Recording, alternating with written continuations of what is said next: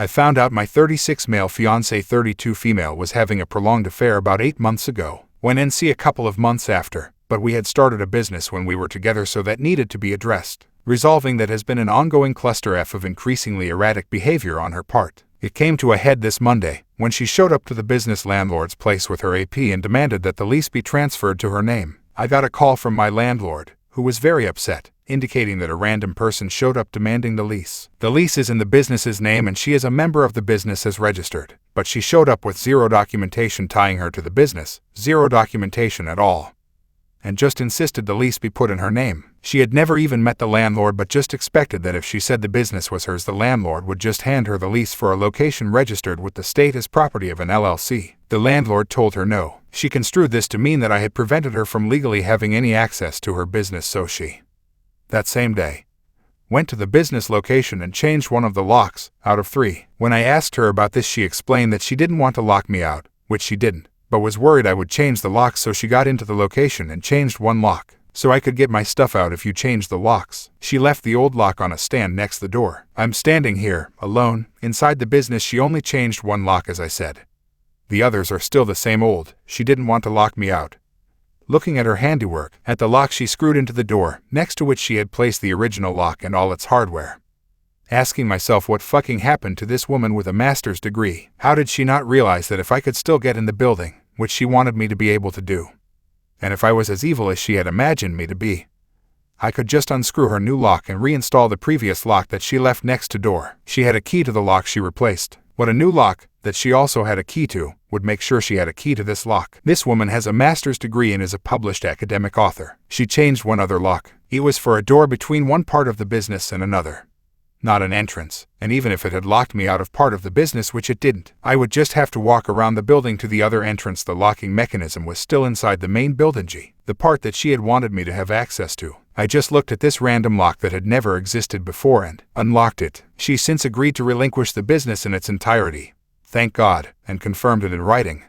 So I'm pretty solid, but I'm still in awe of this incredibly educated woman losing the thread this badly. Story 2. Just filed for divorce on WW in affair fog. Scared. I can't believe I am at this point in my marriage right now. A month ago, I would have never guessed this would happen. Up until this point, our marriage was great, never left each other's sides, great sex, dates every weekend, and always had each other's backs no matter what. I have done everything in my power to make sure she has had a great life. After knowing a man at the gym for about 2 months, my wife started an emotional affair with him. Fun fact, I would also like to add that this guy has 3 different gym memberships for different gyms. After confronting her about it, she refused to stop seeing him. She says she's in love with him, and they sent each other flirty texts and nudes. She suddenly says that she hasn't loved me for a while and that a P makes me feel like a woman. However, the love seemed so real up until this guy came into the picture. Ever since seeing this guy, she is like a completely different person. Cold, resentful, and completely not interested in me. After doing the pick-me dance for 2 weeks, I professed my love for her for the final time and ended it with saying it's him or me. Her answer was, I don't know what I want. I stormed out of the house, outed her to my parents and my in-laws, and contacted AP's GF. After this, WW got pissed at me saying I'm a pussy for telling our families. When she found out I told AP's GF, she went berserk, started yelling, pushing me, throwing things. She then started saying to me that we are finished and we have no chance. The affair still continues. WW and AP pretended like they stopped seeing each other just to get AP's GF to get off of his back. If WW and AP are so in love, why won't he dump his GF? Since then, I have implemented the 180. I've also found messages of WW and AP talking about what their babies might look like. They're going on dates in public, and the affair has gotten physical. I decided enough was enough and filed for divorce. She will be getting blindsided by papers in 10 or so days. She probably would never expect me to do this, but that's a good thing. I need to show her that I'm serious, and that I am not her second choice. On the day she's served, I plan on going nuclear, telling our families what all she's been up to lately with AP, showing proof of continuing affair and physicality of affair to AP's GF, cutting off her gym membership, separating my money from our joint account, and making her get out of the house. I am so scared of her getting served and doing all of these things, but I know it needs to happen if I want any chance of lifting the fog. My hope is to save my marriage by dropping an atomic bomb on it, but I'm prepared for the worst. Where I live, spouses need to separate for 6 months before any divorce can be finalized. If she doesn't come back for me in that time and implement the changes I need from her, then I know there was nothing to save. It'll be tough if that's the outcome, but I'll be okay and grow stronger from it eventually. Spouse fired for affair, not sure what next steps are.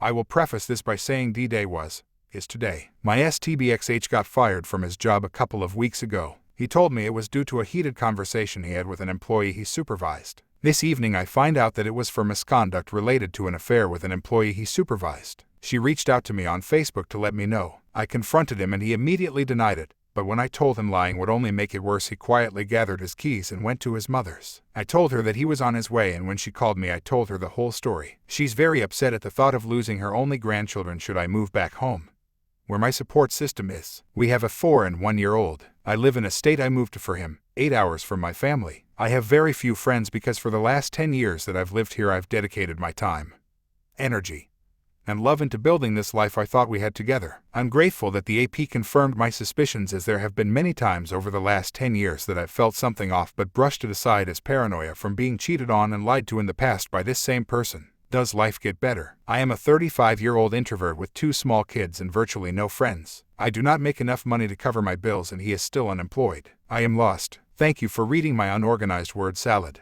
Update. Firstly, thank you to everyone who commented and reached out to me. Your support and kindness has meant so much. After speaking with my husband yesterday morning and telling him that I do not want to remain in the marriage he left with some of things in a suitcase headed for his mom's, I was calm and as kind as I could be. I reiterated that our number one priority is the children and that we can co-parent and make sure they have the best life possible. He begged me to come home and I told him no. Shortly after he left he called me and told me he only had the one affair, despite my many suspicions over the years. He also told me he loved me. I begged him to think of his children and that this is not the end of the book, just the end of the chapter. He repeated that he loved me and I told him I'll talk to him soon. He hung up the phone and shared his Google Maps location. He was about 50 feet from the house. I had a very bad feeling and told my sister that I felt something bad was going to happen. She called the police. They showed up a few minutes later, followed a few minutes after that by more cop cars, an ambulance and a fire truck. His car was parked up the road. They found him in the woods next to my house. My husband lost his battle with depression yesterday afternoon. His physical body is being kept alive for organ donation but has significant brain trauma caused by a self-inflicted gunshot wound that he will never recover from.